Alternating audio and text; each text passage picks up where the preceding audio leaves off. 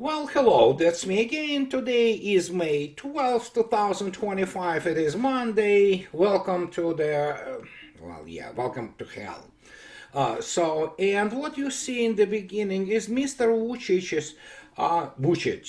Vucic, okay, the president of Serbia, uh, triumphant return from Moscow and parade and meeting with Vladimir Putin. And as you can see yourself, the enthusiastic crowd and enthusiastic parliament, just greet him with the standing ovations. And so that's the result of actually making proper choices, and especially in Serbia. But that's a whole other story about Russian-Serbian relations and the essentially very difficult situation Serbia is in. And what can I say? But this is just a demonstration of it. So, and that is really important. The next thing, however, when you see is Chisinau, or Chisinau, as they sometimes call it in Romanian and other languages. And so that's the capital of Moldavia. Moldavia is obviously corrupted through and through by the European Union and by the United States. And of course, the first thing, there is a reason why the combined West fights the all memories about World War II in order to rewrite the decisive role Soviet Union played in defeating Nazis, Axis essentially. And so, but this is the 100-year-old veteran. And as you can see yourself, in Moldavia, they gave him way. He went to do his last duty, maybe, because he's, second century of living. He wanted to lay his flowers to the memorial to the Soviet soldiers. And so this is also some explanation of things, of how people think in what used to be the Soviet Union. Not all of them, of course, are corrupted by the propaganda, Western propaganda, and especially by the European Union, which takes active part in basically, the solution of whatever is left of nominally European civilization, which of course they started as far back as the 19th century, but essentially it was in the 20th century when the Europeans actually sentenced themselves for the extinction. The fact that United States interfered somehow, for the duration of about 70 years after the World War II, because it came out of war absolutely packed with cash and prosperity. So it's kind of historical terms is not that significant. It's just merely extension of the agony, and we have today what we have today. And so in order to understand what is going on, we'll start with obviously Mr. Trump.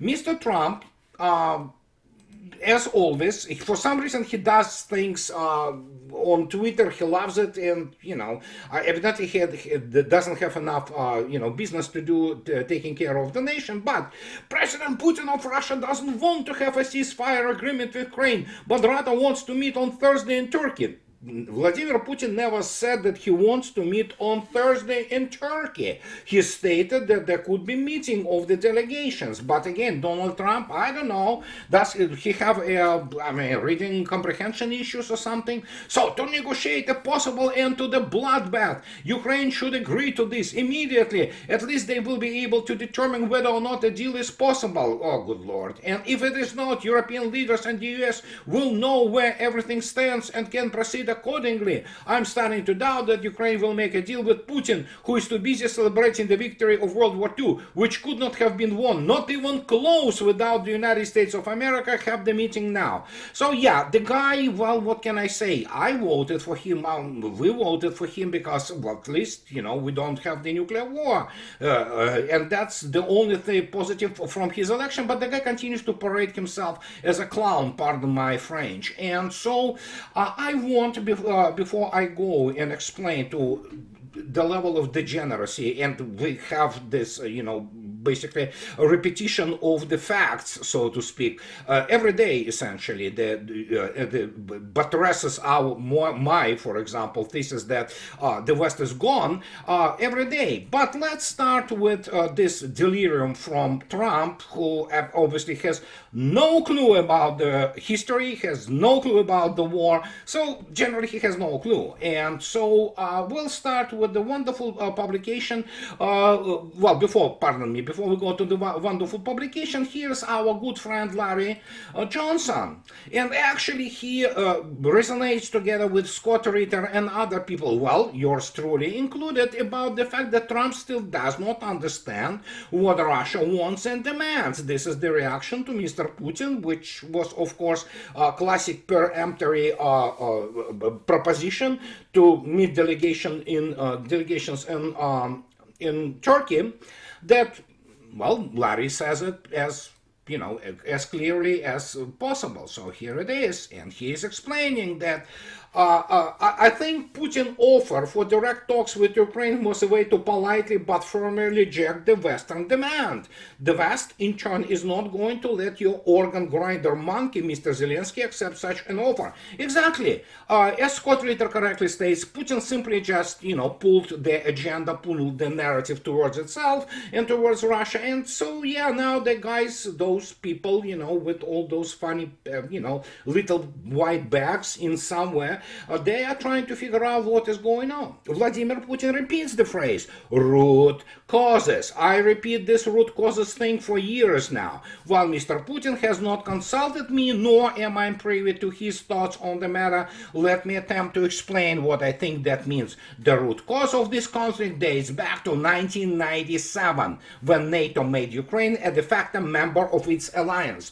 Larry did a well of a job in terms of the collecting data, especially in terms of the military exercises and opening such representatives of NATO as the Yeborev range, for example, already as early as 1997, when Ukraine de facto became the part of the NATO command and control structure, essentially. So, and this is the root cause of which Larry talks. But you know what? When I talk about Trump and his administration and the whole, circus which we observe today, let's go to the very important publication, which is becoming a very interesting source. Not that I agree with everything they say, but this is unheard. Not like unheard, not heard or listened to, but like, just getting yourself out of the herd of the, well, I will use this word, it's not like I don't respect people, but it's hoi polloi. But here is the issue which you have to understand. One thing is clear when talking about that this whole special military operation. Trump can no longer claim that the war in Ukraine is Biden's war. It is now Trump's war as well. Months after the US president pledged so swiftly to end the fighting between Ukraine and Russia, his administration has announced that the United States will no longer take part in what has often been described as shuttle diplomacy. Absolutely, it is a Trump's war, and nothing could be changed. And people in Unheard essentially repeat what I've been saying and wrote a number of books on this. And so look what they say correctly. The answer,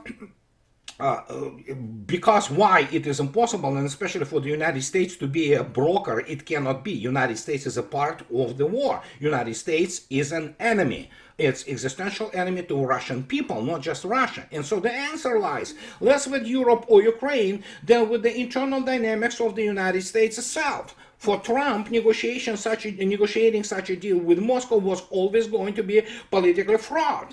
The American national security establishment and Trump's own administration is filled with hardliners committing to prolonging the conflict. I want to stress here this correct thesis. Not only Trump cannot handle them, he doesn't. His moment of glory when there was an attempt on his life is that's probably as high as you go. But the problem is American hardliners are incompetent. The military is incompetent. They're essentially what is called intelligence services are incompetent. And so as the result, they think that they play with some kind of Lego, while in reality they have no clue what is unfolding in front of them. And while Trump and a small circle of close advisors may have been serious about reaching a deal, well, yeah, the deal was essentially to defeat Russia. So it's not a deal, really. The internal resistance was overwhelming. Faced with this pressure, Trump appeared unwilling to take the political risk necessary to follow through. Of course, during his first administration, he did nothing to preserve his administration and actually counter the insanity which the Democratic National Committee was imposing on the country. So simple as that. So, and Unheard concludes that overall the US approach to the negotiations amounted to a textbook case of strategic and diplomatic incompetence. I agree with completely. And the question is not just Marco Rubio or, for example, Steve Witkoff, who definitely are not professionals. And the problem with this, of which I really repeat ad nauseam, and people have to literally ingrain those things in their minds, that militarily and intelligence-wise, the United States is incompetent. I know it's gonna hurt some people's sensibilities, but I mean, NATO as such in the United States, they do not understand, they cannot do large combined arms operations, they do not understand how to even plan them properly. But as the result, we also have the lack of the intelligence, which has been corrupted since the early days, and we can thank this for many factors in the American political life. And as a result, I will address it. We have what we have. And Trump may have, or could have, should have, what have you. He can't, period. Let's live with that. So, thus, even though Trump may have been genuinely committed, no, he was not on a rational level to ending the war in Ukraine. The institutional culture, or rather lack thereof, that helped initiate and sustain the conflict remains deeply entrenched. He cannot claim the mantle of peacemaker, yet he clearly has no appetite to serve as Biden 2.0, but he is, precisely because of the lack of the serious political will and standing, and the fact that his administration and he still listens to all those what they call hardliners. Essentially, the hardliner term has to be substituted with the term morons, because yeah, this is who they are in the hardliner circles, if you wish. So that's his problem, and this is problem for the United States. So Russia can do it all day long, and Putin's offer, if you wish, was essentially the, well, how to say, to catching the strategic initiative, considering the fact that he does it not for the what is called Global South, which you could see on display during the parade on the May 9th in Moscow. No, it is done for the remnants of the normal people in the West, to who have the, I mean, guppy fish, you know, basically attention span. They do not remember what happened yesterday. And I will explain to you why it is happening. Meanwhile, while, you know, people talk about this whole thing about, again, ceasefire, which is not going to materialize, we can go and look back at the end of the what's called ceasefire. As you can see yourself, the casualties for Ukrainian side are picking up again, and yeah, Russians liberated today yet another town, and so it goes on and on and on, and it will continue to go on and on and on. And so to understand to why, for example, I repeat those things constantly, let me put something in front of you to essentially demonstrate to you the degree of cretinism which is actually, well, it's perpetrated essentially in the so-called intellectual circles of the combined West. Well, there is a moron upon moron sitting there. You can look at the Council for Foreign Relations. It's a bunch of clowns, but here it is. This is, well, it is essentially British, but you know, this publication, The Economist, just to demonstrate to you what you have. A year ago, remember, Well, yeah, you remember Europe savior, and they see this Mr. Macron, and of course they put the question mark. But the point is, even the fact that somebody could consider this clown and his pathetic country, which France has become, for being the savior of something, it's difficult for you to explain. And but that shows you this range, so to speak, or rather lack thereof, of those people working in these economies. Albeit they suddenly had their lucid thought in their latest May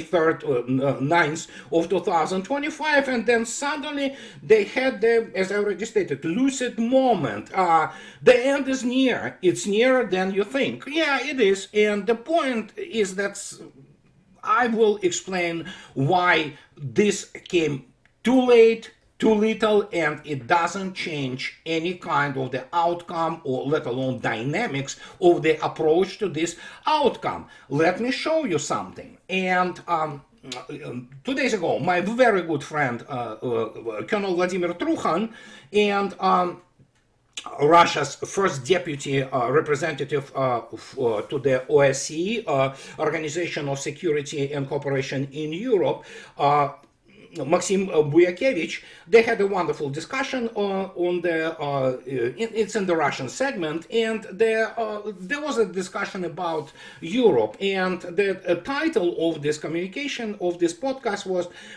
Military Ambitions of the European Union if they have enough forces for the conflict with Russia. Loud statements and rough reality. So, well, and actually, Maxim Buyakevich provided a wonderful insight into the OSCE, and he's talking about the fact when he talks to all those people from those, European countries there, who said, oh, no, don't worry, we have enough dogs and enough police to suppress any kind of the movement on part of the Europeans, so don't worry, Europe will be preparing itself for war with Russia, as they like to state that they are preparing for the war with Russia. And but he also, Maxim Buyakevich, puts forward this thesis, which I talk about non-stop for years now, that OSCE as such is a redundant structure, and Russia should not be presented there. It's just a bunch of the clowns and creeps from Europe and political top there, who just basically shuffling there and do whatever they do there. And Vladimir, he absolutely correctly stated the point which him, my other friends, all of them senior officers of the colonel rank, and with the very wide and profound experience, combat experience in all kinds of wars and operations, and who served on the high level positions in the, let's say, the military districts and central apparatus of Ministry of Defense and even general staff, which we're talking about that. And he states, and I wrote my last book about it, although my first book is also about it, the United States cannot do a real serious combined arms operation. All this garbage about this Gulf War, it's just, it's nauseating, pardon me, trash. So when we talk about the real war and how you introduce and plan, you rather plan and introduce forces in it, how you operate as the unified organism, political and military, diplomatic, such as Russia does, this is beyond the expertise of anybody in the United States, including their top-notch operational planners. And Russians speak about this openly, and obviously you cannot hear this in the establishment media, because obviously who would like to admit that, hey, everything we told you about is basically, fairy tales. Like Mr. Trump, who thinks that, without United States, Soviet Union wouldn't have defeated Nazis. Well, obviously it defeated more than 80% of the creme de la creme there, but you know what, it's Trump's mathematics, and mathematics is not strong forte for American political elite, so to speak, Trump included, and evidently for military too, when you look at the backgrounds of those people.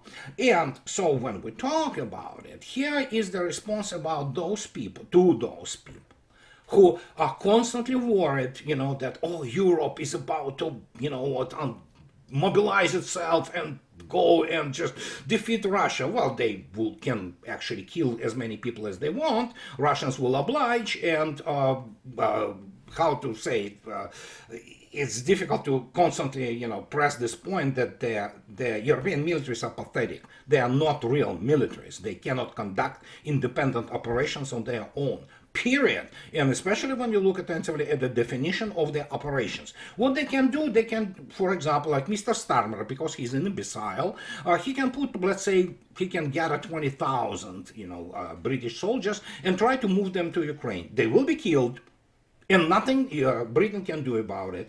About the same with France, and here are my friends, my very good friends, and as I already stated, those people are with extremely serious backgrounds, with extremely serious academic backgrounds, senior officers, and I will just to put their, so to speak, their reaction on the latest Economist piece, which is written by nincompoops. Again, military, strategic intelligence, and things of this nature in the West, they do not exist as a craft. They just gone. There's nothing there. And so here we are. It's obviously a little bit of the machine translation, because why Western aunts, that they aunts stubbornly admit the truth about the greatness of the empires. They talk about Russian military-industrial complex and the insignificance of their own by the method at an ant observer, a small part of an elephant. We have written more than once, which is true.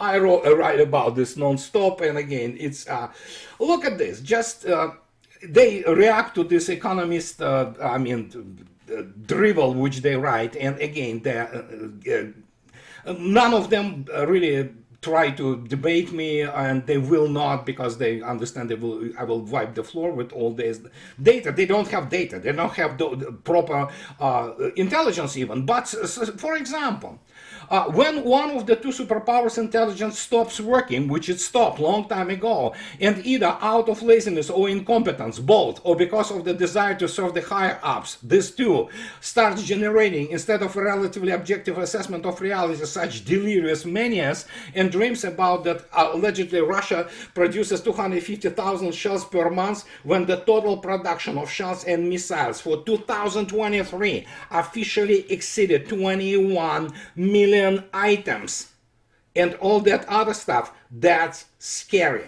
And again, you cannot explain to the average Western, European, or even American graduate from some political science, pseudoscience. It's not an education, or journalism. It's not an education. It's not craft. It's not profession. It's not occupation. Any moron with IQ above room temperature can become a journalist if you wish. And so when you look attentively at those kind of spread of those professions, you cannot explain to these people what they are observing. They have no toolkit. They are frankly morons. Not all of them, but most are. And so this Ivy League, degree mills which produce, or Oxford, or Sorbonne, all those elite educational facilities, including military academies, they produce this. You have to understand, they have no clue. As I already stated, and I had people from Sweden stating to, writing in the comments, where did you get this information from about the Swedish commander, which was taken POW, and who was absolutely surprised by the tactical and operational realities on the front, because he was taught garbage. They do not teach them real military stuff. They don't teach them real military history. As you saw yourself, the graduate of the West Point, Mr. Colonel Douglas MacGregor, his ideas about the World War II. So, for that matter, Mr. Trump himself. So, and this Swedish guy, well, I know this from the first hand, and through people who took him. And when you talk about it, the guy couldn't understand why Russians didn't retreat, why they counterattacked, surrounded them, took him prisoner of war. He cannot conceive it.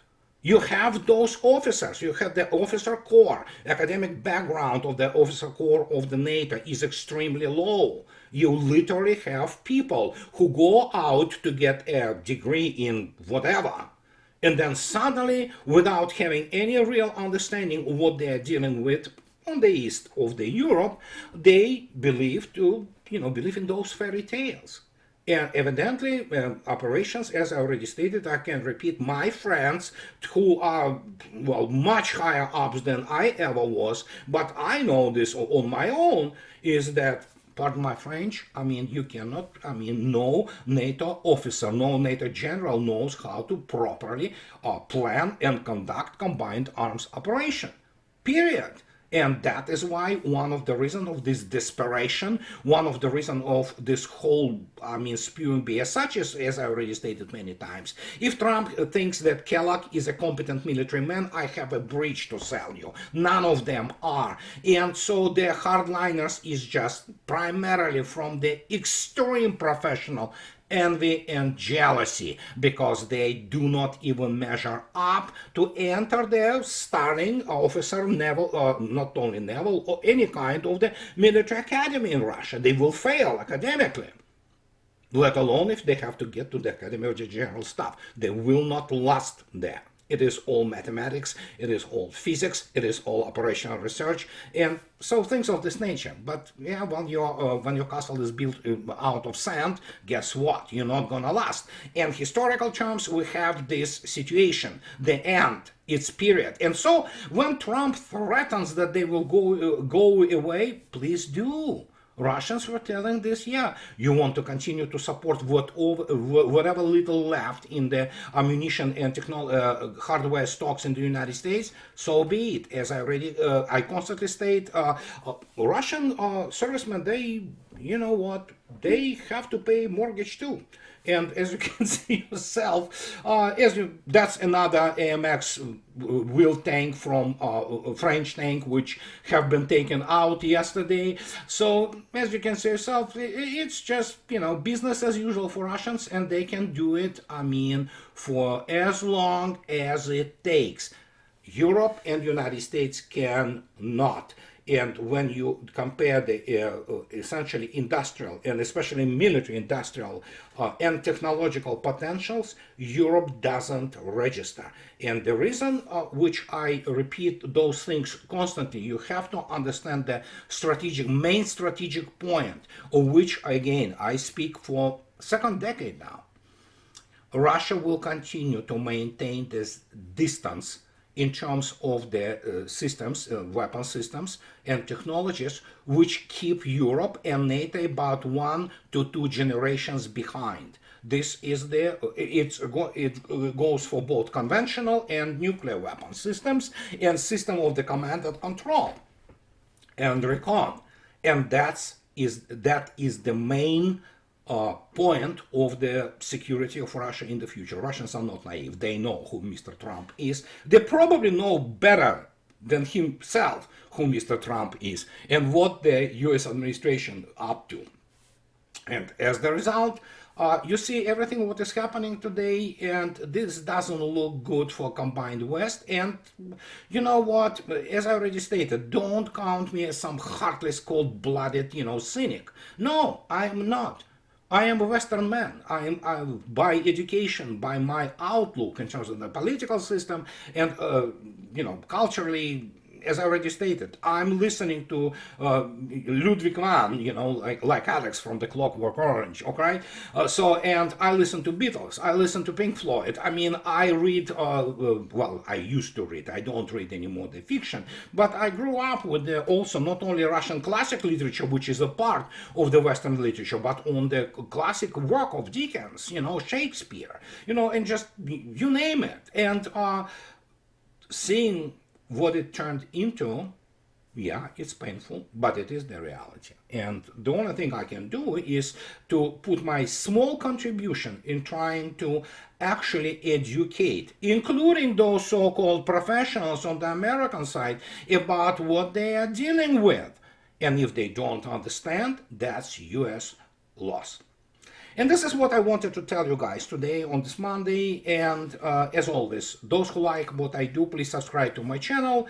And those who can afford, please support me on Patreon or buy me a coffee too. That will allow me to continue to do what I'm doing. So have a nice rest of the week, and I'll talk to you later, guys. Bye-bye.